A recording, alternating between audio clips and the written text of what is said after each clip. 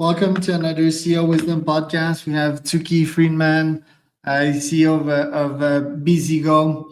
Bzigo is about AI pest control. So it's an interesting company that we're going to talk about today. Yeah, smart protection, mosquito detection. I absolutely need that.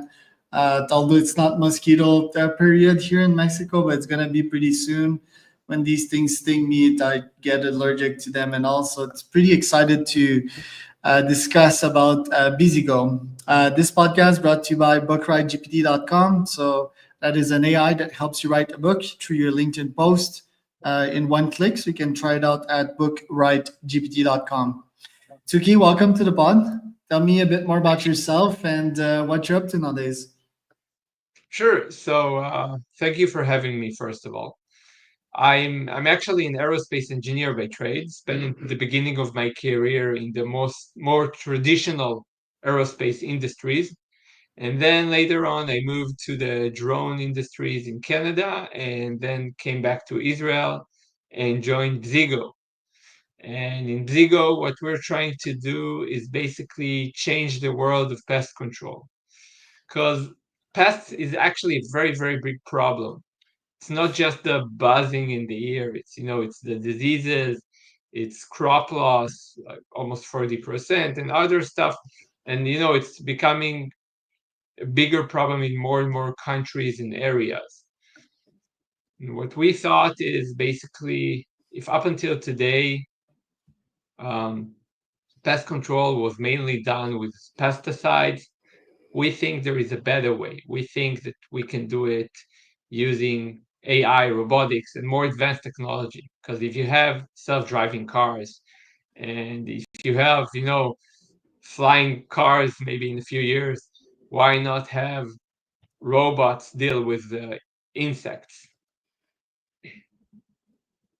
Does it also eliminate the mosquito, for example? Does it shoot it down?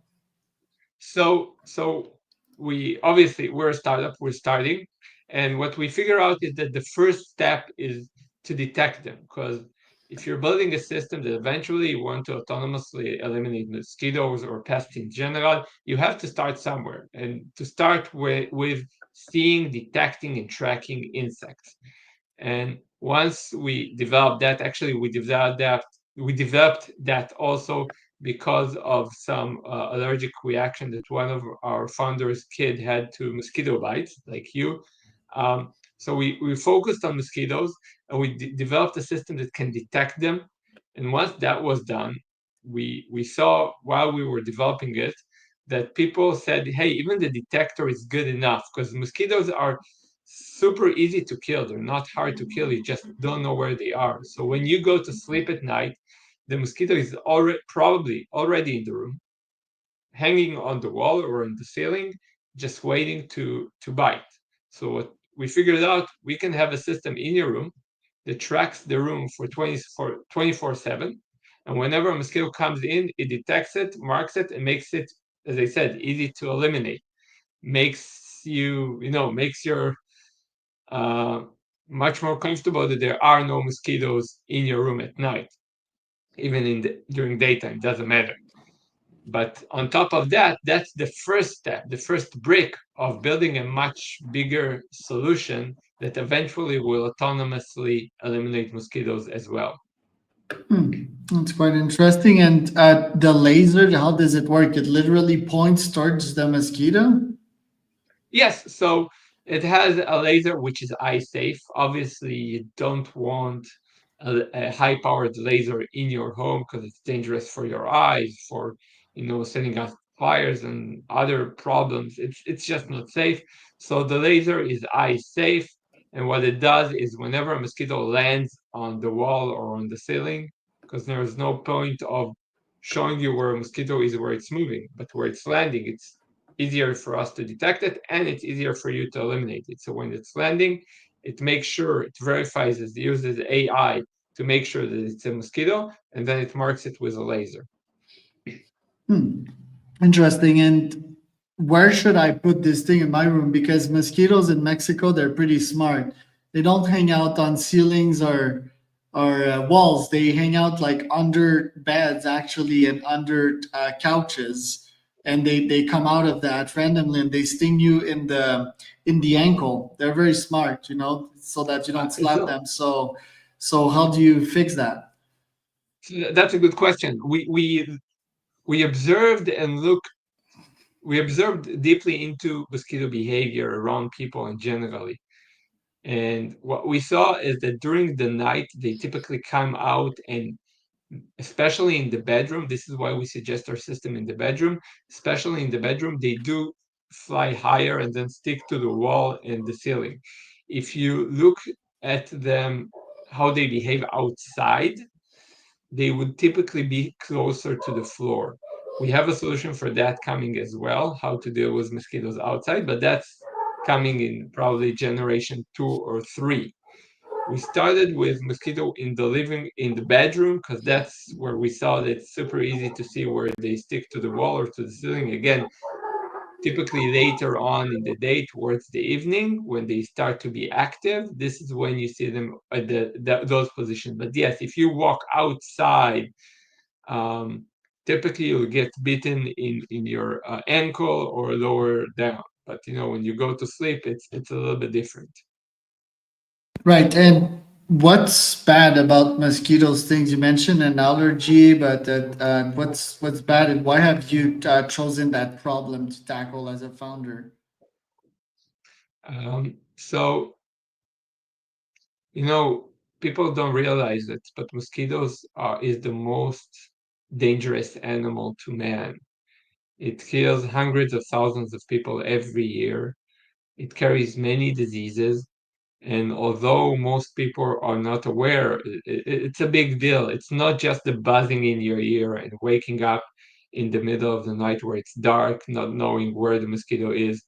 It's the people who got alerts, which we got last year, for example, where that you get more and more Nile or other viruses which are mosquito-borne coming to your area. It's becoming more and more disturbing. So it's not just a nuisance. It's not just something that buzzes. It's a lot more than that. And this is why we decided to start with mosquitoes, and we decided to start with mosquitoes in the house. But as I said, when we look at our greater vision, that's definitely not the end. That's just the first problem that we solve with building the core technology of the detection. And we already have developed the next phase, which is actually a drone that sees where the laser points and fly there and eats the mosquito off the wall. But that will come probably, like, it's still in development, but that's what we're aiming for next. Interesting. Yeah, we're gonna discuss that. But before, how does it actually detect the mosquito? If the mosquito is so small from a distance, and even with our human eyes real close, sometimes it's quite hard to distinguish them, right? Especially the zebra mosquitoes, which has like a natural stealth defense system. Like, how does it actually spots them? That's a very good question. That's actually our core patent in the company, is how to detect and track mosquitoes. And what we do is a combination of image processing, where you filter down the image to the smallest movement you can, and then you combine it with AI. But it's not, everyone uses AI in a more general solution that most people are using. We developed a very unique process to initially tag whichever movement we see, and we suspect it as a movement of a mosquito, and then move it to an AI agent that decides whether the thing that just landed at that point is a mosquito or not. Interesting. And why the drones as a solution to neutralize that? I mean, I would definitely buy your product, probably invest in your company. I hate mosquitoes so much. But why drones, and why not like another technologies? Are lasers really lethal? Could we just shoot it down with something else? Why would a drone be the correct eliminating solution? So that's a good question. We actually looked, as I said, the first phase was just detect and track it, right? Because if you don't know where it is and you can't track it and you can't um, pinpoint it, you can't eliminate it. So that was the first phase. Once we finished that first phase, the second one was to figure out, okay, what's the best, easiest way to eliminate a mosquito in your home, which will be relevant, for people. And we went through many, many iterations. And by the way, we still have other cool ideas in the drawer that haven't materialized yet into a full solution. But what we saw is, let's say, the most advanced and the easiest to implement was micro drones, which are very small. And on top of that, we built our second patent, which was the way the drone goes and takes the mosquito off the wall. Because in order to develop such a solution and for it to be relevant for home use, you need to figure out many things. The first of which is a drone which is cheap enough to be a part of such a system and small enough so it won't be dangerous to people. Then you need to figure out all the process and all the algorithm, how to get it to the target, and then finally how to make it kill the mosquitoes, which is actually our second patent, which we're filing right now. So we figured all of that and then how to eliminate it. And that's a beginning. Just like you have a robot vacuum your floors today. And if you ask someone 20 years ago, it would sound crazy. Then yes, in the next phase, you could have a drone that fly through your home and eliminate insects. It's just natural development of technology. And does it just brings the mosquito in its rotator? Is that how it eliminates the mosquito? It's just like That's slash. part of the process. That's part of the process. There is What if another it thing in it, splashes blood everywhere on my white wall? but actually, the way that it's designed by definition is that it has kind of guards and everything occurs inside, so nothing splashes outside. Do you sometimes think about the dystopian aspect of that? If AGI treats us as mosquitoes one day and just like wants to eliminate us like, as a pest? I don't think we're going that far. I think, we're in the initial stages, and that's um, I don't think we'll get that far. It's not in our timeline. Yeah, I think AGI it is like a reflection of us, right? It will be a reflection of us. So, and most of it will be good, but yeah, are we gonna be pests to AGI? Are we pests to this world? As a humanity is an interesting question. What's Yeah. next for you? Because you've raised $3 million. Like, what's your priority this year? So this year we're focusing on selling our detector. That's our main core of business. As you said, the mosquito season is just opening. If you look at the trend, mosquito bites are on the rise, typically around beginning of April, not beginning, mid of April. You really see a peak or a In the jump of world the. or in parts of the world? We're looking at the US and Europe, so the northern hemisphere. So the humid season, sort of the rainy season. In Asia, there are some countries where you have mosquitoes year round. When you look at Europe and the States, then around end of March, you really see a peak or a beginning of rise in people complaining about mosquitoes. So that's where we're aiming for the next few months. That's our first effort. And our second effort is really to raise more capital in order to build the drone, but that's in the next phase. And is Europe and US adversely affected by diseases like dengue? Dengue drive in Mexico, for example. Do mosquitoes there are contaminated with these diseases as well? So every year, I hear it a lot in Israel. Every year you hear, I think, more and more how we have West Nile virus, and you hear it used to be 1 to 2 cases, and then the next year around 10, and it's growing and growing. I think last year we came up to 50, and it's for some people it's a very mild disease, for other it becomes a problem. So, and the same thing, by the way, happens in the US and in Mexico. So again, in many places, mosquitoes are going slowly towards north, going up on the map, and basically it's becoming a bigger problem for a bigger population. So yeah, definitely it's a growing problem. And what's the business model here? Pure hardware, 200 USD for the detector. Will you sell a subscription with that, like a mosquito killer on demand? Is that how you're gonna scale the SaaS model? So yeah, the initial model is very simple. We're selling a device for $200. That's our core business. Now, obviously, when we develop, and we do have an app as well, we are looking into using the data not of the users but of the mosquitoes to maybe later on provide the user with more exact algorithm and maybe alerts from mosquitoes in this area. So we can do a lot in the data, but that will come later on, and then we can talk about subscription. But initially, it's a very basic. Um, we're selling the device and sticking to that.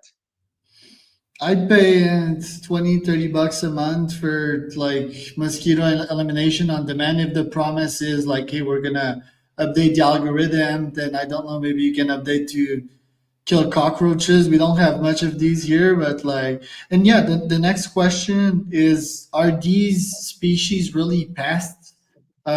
Should we? Aren't we like disrupting ecosystems when we're killing these? So bees, for example, are super important for the environment. Mosquitoes, in general, are an invasive species. They're not supposed to be here. They weren't so. They're moving more and more to places they weren't there before. So, in terms of eliminating them, again, with the tools we have today, I think we're way behind. And as any invasive species, it's really hard to maintain and sustain a reasonable level, and they don't really contribute to the ecosystem. So in And that sense, we're not feeling really bad about tackling this specific insect. Obviously, when you look at other insects, again, bee is a very good example, because some people might be afraid of them to some extent, but eventually, when you learn what they do in the ecosystem, you realize they are invaluable. They're very important, and if you don't bug them, nothing happens. But they're so important for the environment. So obviously, that's an example for an insect which is important. On the other hand, a mosquito, not really. Apart from bringing diseases and making trouble and waking you in the middle of the night, they don't really have any real job. right. Wouldn't is there a way to eliminate the root cause of mosquitoes in the nature? Because we've tried so many things, seems like nothing really works, nothing really scales. Have you thought of a solution for that too?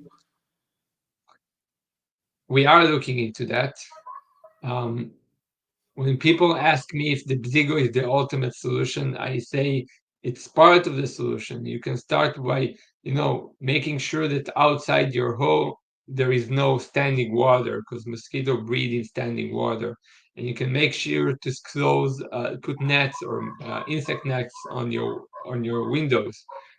Those are things you need to do in order to protect yourself. But the final line of defense needs to be something which is more advanced. This is for now. Later on, as I said, we are looking for a solution that will work outside, and then they could dramatically reduce the amount of the mosquito population. One of the problems that people have, not people, but generally one of the problems with mosquitoes is they don't travel much. They travel around 10 to 50 meters from where they were born. That means that you need to really, um, again, if you decide to use pesticides, which is not great, you really need to catch every single location around your home. And if someone sprays in your neighbor sprays, it doesn't affect you so much because the mosquitoes are very local. Um, so in that sense, you really need to take care of all the area in order to take care of them with pesticides. We believe that again in the future you could have smarter robots that will do the job for you. How's it been to build a startup in Israel while everything's happening nowadays? So we started before, we started somewhere around COVID. Um, it's been challenging. We the the whole ecosystem has changed. People are moving around. People have other things to do. Obviously, there are more important things and a lot of um, politics that comes into the picture. But I think it's all in all, our goal is really detached from politics. We're here to basically make the world a better place, and we're here to build a company, and we're here to build a business, and that's what we're here for. So, we're trying to to lower the noise and ignore as much of it as we can, and just keep on pushing forward. And how do you calm your stress level down when the situation gets really intense, or you see like news that are kind of frustrating to you? How do you center yourself and bring your focus back? Um, that's a good question. I think that as a human being, you get used to it as anything else in the world. You just eventually you get used to it, and it's just become part of your day. You get the siren and you go to wherever you can, then you come back and you continue your day like not much has happened. It's just becoming a, you know, you get used to it and you have to do what you have to do, and you just keep on moving forward. I think that Love that. if you stop for a second and look at the big picture and think of all the problems that you have today, then you'll probably be somewhat, um, or you could be, much more affected and uh, not be able to be as effective. But as I see it, you just look at it in small steps. What's your next step? What's your next step? And one step at a time. You don't look at the big picture. You just look at what you need to do next, and you just keep on moving forward. Yeah, I love it. Thank you, Suki. Where can people find out more about you? You can find our detection, our Bzigo iris on our website, bzigo.com. And you can find me on LinkedIn if you want, at Tzuki Friedman on LinkedIn. And I think that's it. Suki Friedman.